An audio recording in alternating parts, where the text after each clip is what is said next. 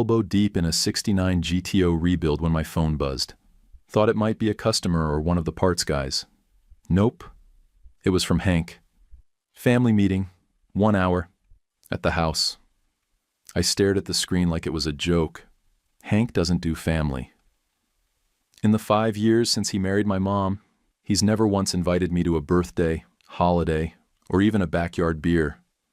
Not unless he needed help moving furniture. So this was different.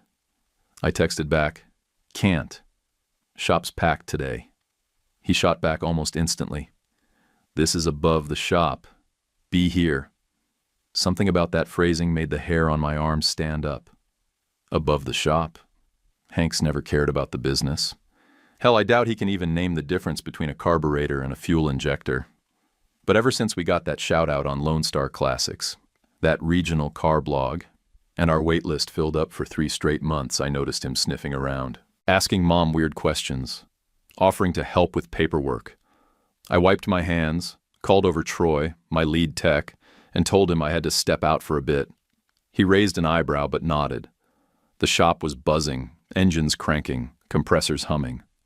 It was finally starting to feel like all those 70-hour weeks since Dad died were paying off. Quick note, before we start, share in the comments. How's your day going, and where are you joining from? And let's get back to the story. Anyway, I got into my truck and headed down Interstate 30 toward the old house. The place Dad bought when I was 6, back when he was still working for minimum wage at a tire shop and saving every dime to open Bennett & Sons. That garage was his whole life. And after he passed from pancreatic cancer in 2017, it became mine. I remember him in that driveway, showing me how to change out a spark plug before I even had a learner's permit. That's where I learned about torque, timing, and showing up on time no matter what. Pulling up now, the place looked the same from the outside. Same white paint, same cracked driveway. But I could feel something was off before I even cut the engine. Hank's truck was in the driveway. So was my mom's, though she didn't drive much since her hip surgery last year. Something was up. And not the good kind. I got out, slammed the door harder than I needed to, and walked toward the front steps, hands still smelling like motor oil. One thing was clear. Whatever this meeting was, it sure as hell wasn't about catching up. I rang the bell. No turning back now. The second Mom opened the door, I knew something was wrong. Her eyes were rimmed red, like she'd been crying for hours, but still hadn't gotten it all out. Then I stepped inside. Dad's recliner, the one with the busted lever and grease stains on the arms, gone. Replaced by one of those stiff, overpriced chairs that look like they belong in a hotel lobby. The wall above the fireplace used to have his wrench sets lined up like artwork, cleaned and mounted by size. Now, framed quotes. Crap like, "Discipline equals freedom," and "Be the CEO of your own life." Hank's flavor of wisdom. I looked at Mom. "What's going on?" Before she could say a word, Hank strolled in from the kitchen like he owned the place, drinking something out of a whiskey tumbler and grinning like he'd just landed a promotion. "Good news," he said, real cheerful. "I sold the garage." I stood there blinking. My ears rang for a second. Thought I misheard. "You what?" He took a dramatic sip, held up a folder like it was a trophy. $3 million. Some national outfit, Bison Tire and Lube. They're turning it into one of their flagship shops. It's going to be big. I laughed, but it came out like a bark. "You can't sell what you don't own." Hank stepped closer, all fake confidence and slicked back hair. "Actually, I can. See? Your mom gave me power of attorney during her surgery last year. That gave me legal authority over her 49%. I spoke to their lawyers. We had it all reviewed." I looked at Mom. She wouldn't meet my eyes. Just stood there, wringing her hands like she was trying to disappear into herself. "He said it was just for emergencies," she mumbled. "It was," Hank cut in. "Until this opportunity came along. You think I was going to pass on $3 million? My voice dropped. "I still own 51%.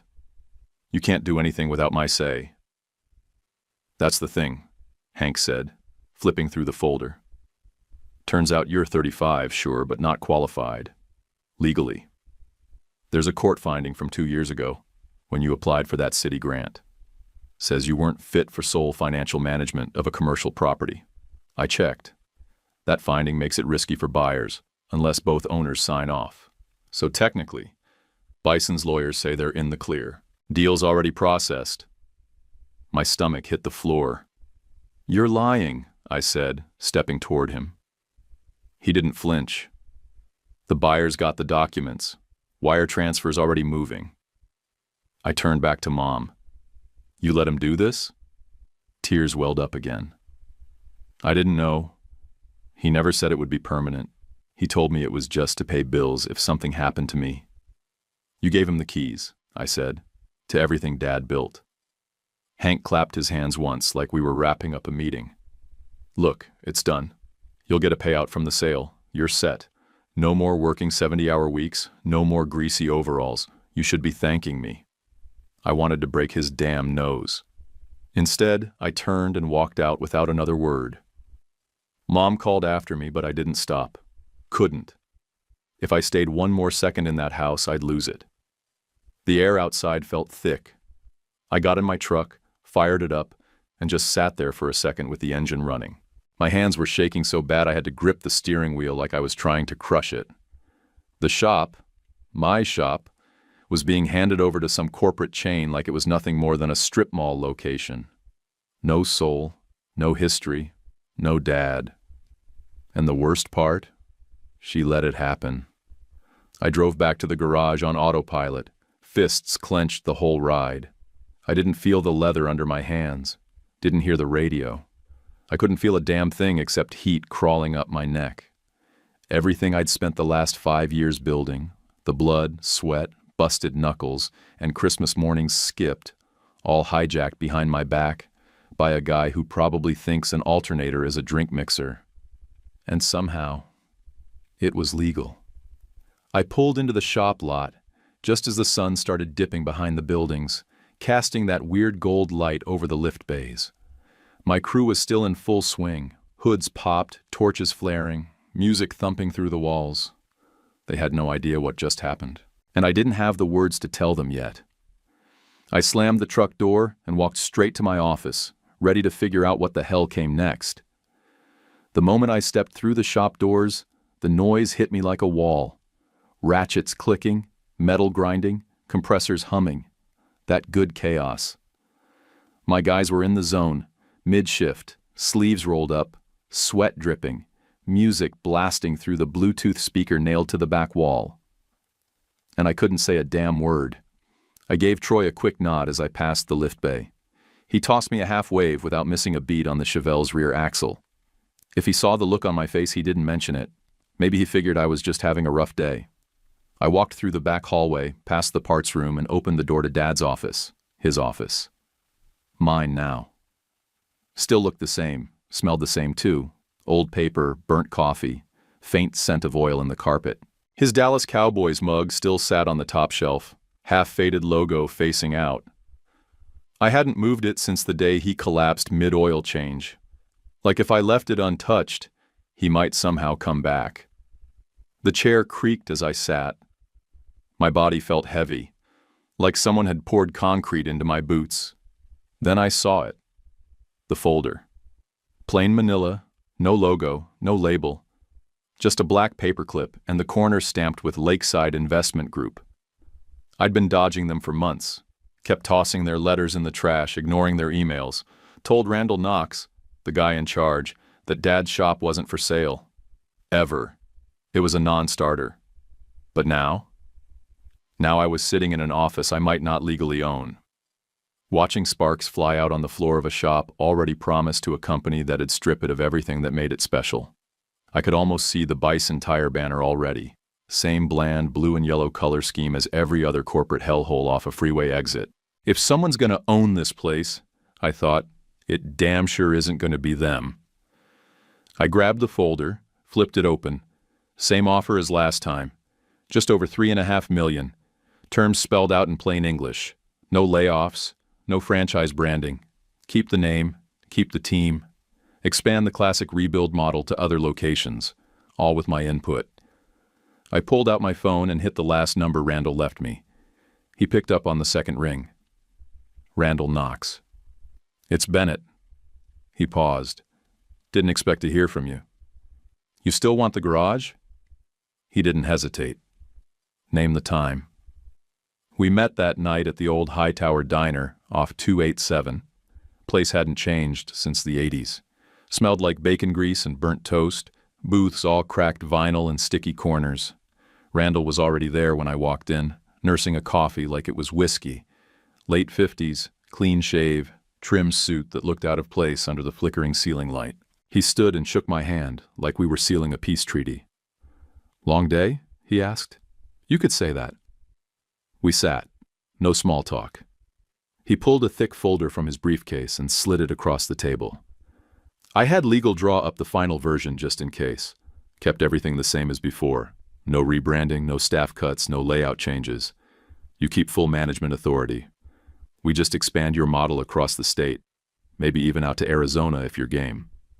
"And the name stays?" I asked. "Front and center," he said. "Bennett & Sons stays Bennett & Sons." I didn't touch the folder. "Why me?" He shrugged. "Because places like yours are dying, and it shouldn't be that way.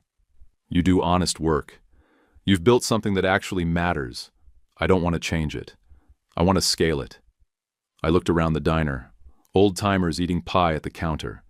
A waitress who'd been there 20 years pouring coffee like she had the rhythm memorized. This place had soul. My shop had soul. Bison would bury that under touchscreen kiosks and fake smiles. Randall leaned in. "If you're ready, I've got the team on standby. We can close by morning. You walk out with 3.8 and a contract that guarantees your crew's jobs and your name on every door." I stared at him for a long second. My jaw clenched.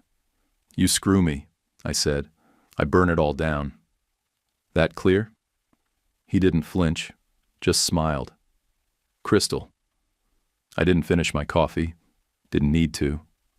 I stood up, shook his hand again, and walked out into the hot Texas night.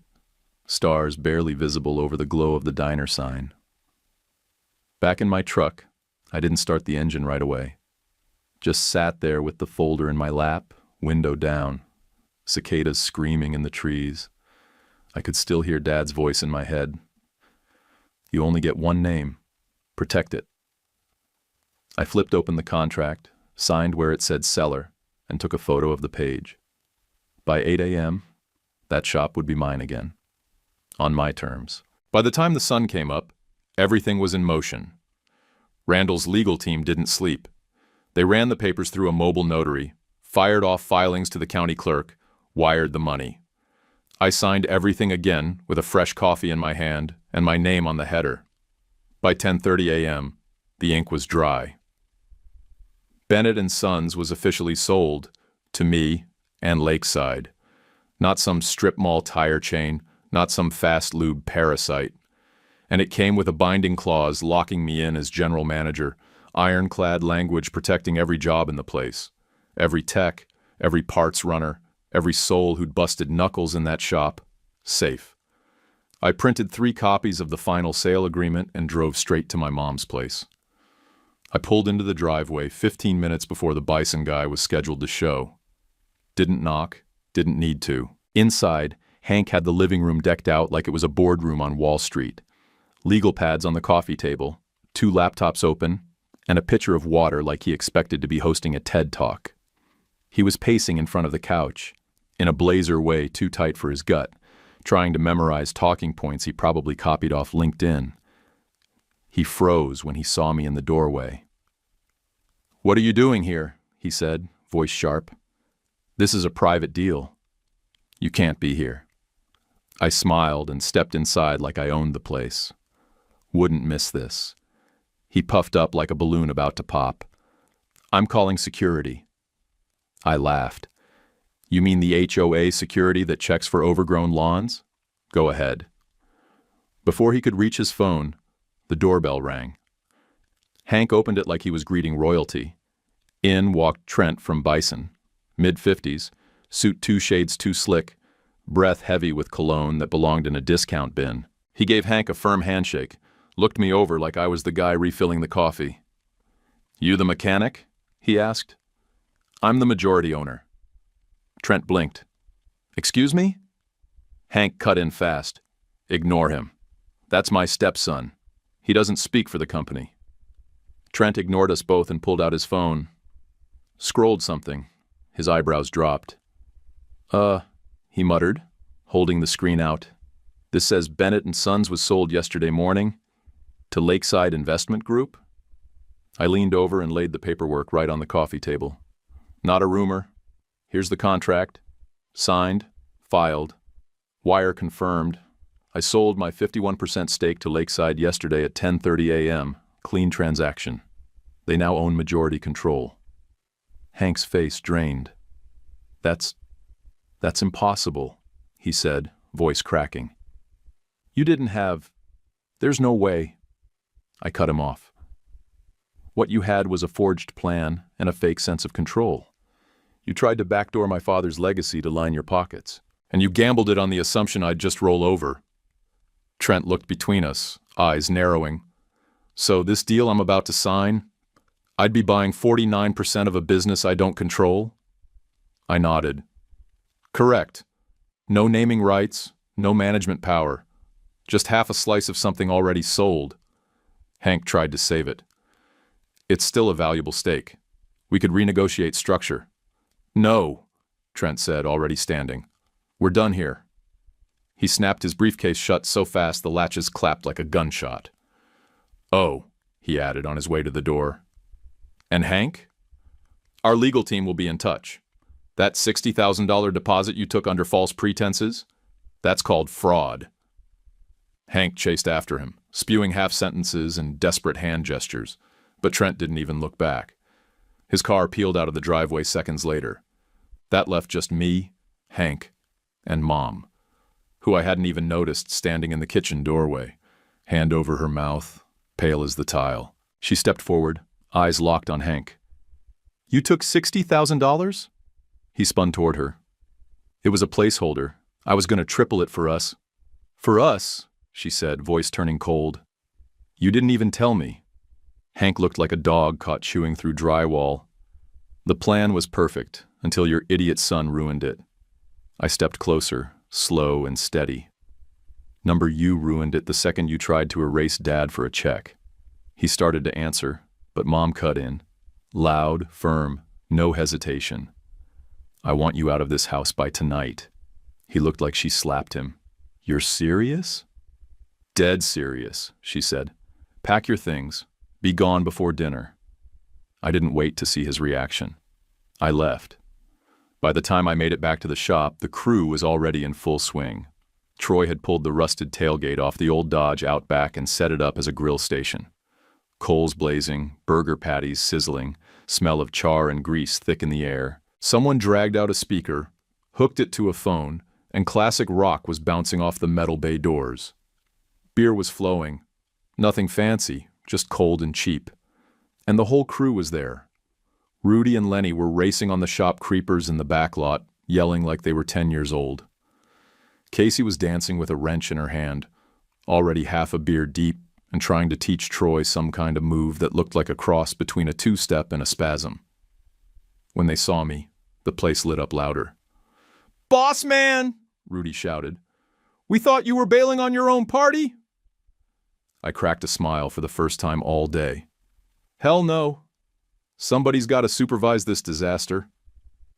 I didn't say anything about what went down at the house. Didn't have to. Word travels fast in a place like ours. Someone probably overheard me on the phone earlier. Or maybe they just knew. You spend that much time elbow to elbow with people, turning busted machines into something that runs, you get tuned in. I grabbed a cold one, leaned back against the tailgate, and let it all hit me at once. The grill smoke, the laughter, the grease-stained overalls and busted fingernails and stained concrete under our boots. This wasn't just a shop. This was ours. A little before 9, Randall pulled up in that sleek black Ram of his. He stepped out in jeans and boots this time, carrying a full case of Shinerbach like he belonged there. And honestly, he did. He made a beeline for me, passed me a bottle, and held his up in a toast. "Your old man built a hell of a foundation," he said, voice low but solid. "We're just going to build on it." I clinked bottles with him. "As long as you keep suits and motivational posters off my walls, we'll be just fine," he laughed. "Deal." He stuck around, shot the breeze with the crew, even helped flip burgers when Troy started setting the smoke alarm off near the side door. It wasn't formal, wasn't flashy, just real. Randall knew the value of staying out of the way when a thing was already working. That made me respect him more than any lawyer-backed contract ever could. Later, someone pulled out a box of old shop Polaroids, the kind we used to tape up near the time clock. Me and Dad under the hood of a Mustang with our faces smeared in grease. Troy on his first day, smiling like he didn't know what he was in for. Casey holding up a transmission like it was a trophy. We passed them around, laughed at the bad haircuts and rust-stained jeans. And for a second, it felt like Dad was still here, like he'd just stepped out to grab parts and would be back any minute. That night, as the party started to slow down and the last burgers were gone, I looked around and saw what mattered. Not the name on the building, not the money, not even the revenge. It was the people, the work, the values he'd poured into every corner of this place. Hank tried to sell it like it was just another chunk of real estate. But Dad built a legacy, and I made damn sure it stayed right where it belonged. I crushed my empty can, tossed it in the barrel, and walked inside to lock the bay doors. Because this place was mine again, and I planned to keep it that way. I turned the key, locked the bay doors, and stood there in the quiet for a second. My hand still on the handle. No music, no grill smoke, no busted knuckle jokes. Just me, the smell of burnt rubber and old grease, and the kind of peace I hadn't felt in years. 6 months later, that peace turned into momentum. I took my cut from the Lakeside deal and put it straight into something Dad and I always talked about, but never had the cash to chase. High-performance builds. Street-legal beasts. We'd watch races on TV, circle parts in catalogs we could never afford, sketch ideas on the back of old invoices. That dream had always just lived in the someday pile. Until now. Knox and Bennett Motors opened up 10 minutes down the road in a busted-up warehouse I'd had my eye on since forever. We gutted the inside, reinforced the lifts, added custom dyno equipment, and put in top-tier paint and fab setups. No banners, no coupons, no corporate BS, just horsepower, sweat, and steel. Randall stayed out of the way, just like he promised. He came by once a month with a check and that easy smile of his, asked how the numbers were, patted the hood of whatever monster we had on the lift, then let us get back to work. No notes, no micromanaging. "I'm just here to keep the engine running," he'd say, handing me a shiner and nodding at the shop floor. "You're the one doing the driving." Business boomed. Turns out, if you build clean, mean machines and treat customers like people instead of walking invoices, they talk. We didn't even need advertising. Word of mouth brought in street racers, collectors, ex-military guys looking to restore their old rides, even a few minor league sponsors with deep pockets and wilder dreams. Meanwhile, back at the original shop, Bennett and Sons was running smoother than ever. Same crew, same rhythm. Even the damn vending machine still jammed if you pushed the E6 button too hard. And Mom? Mom came back to life. First, she fired the divorce papers at Hank like a bullet through glass, hired a forensic accountant who tore through his records and found he'd been siphoning from her retirement and Dad's insurance payout for years. She froze his accounts, cleaned out the joint checking, and got the house back in her name within 2 months. Then she started showing up at the garage every Sunday, like it was church. Always brought sandwiches, turkey and mustard, same kind Dad liked. She'd sit on a folding chair near the back door, sipping sweet tea, just watching us work, quiet, steady, stronger than I'd seen her in years. And when the tools went down for lunch, she'd tell stories I never heard before. "Your dad once rebuilt a carburetor on our honeymoon," she said one Sunday, unwrapping a sandwich like it was nothing.